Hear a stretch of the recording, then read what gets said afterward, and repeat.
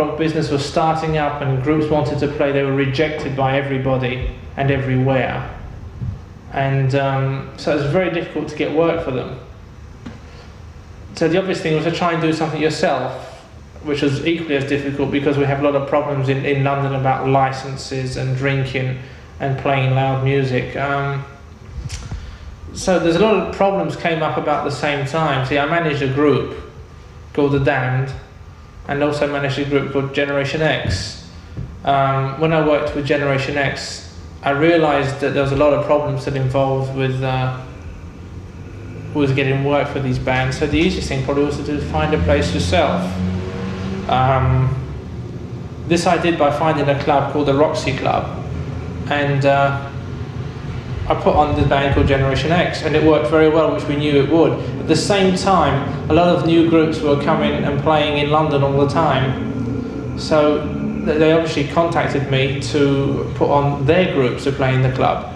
But the club was on a very loose basis. I hired it every week, and very expensive too, because the man wasn't prepared to let me have the club because he thought there was too much risk involved because of teenagers and drinking and drugs and loud music.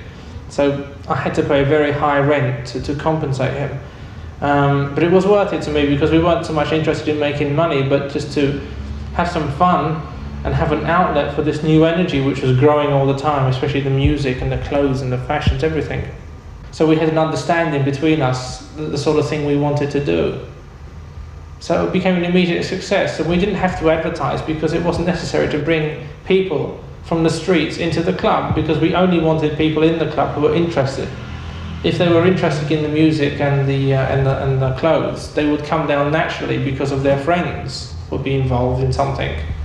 So it became a very exciting and central point to all the punk rock, because they had somewhere to create things, to mix with each other, to form new bands and exchange ideas. It stopped because it just got too much eventually. The money that was wanted from us, we couldn't afford to generate from the bands and from the people. But of course we still had the restraints of the outside world, which was high rents, and that they just wouldn't meet, and we couldn't, or we would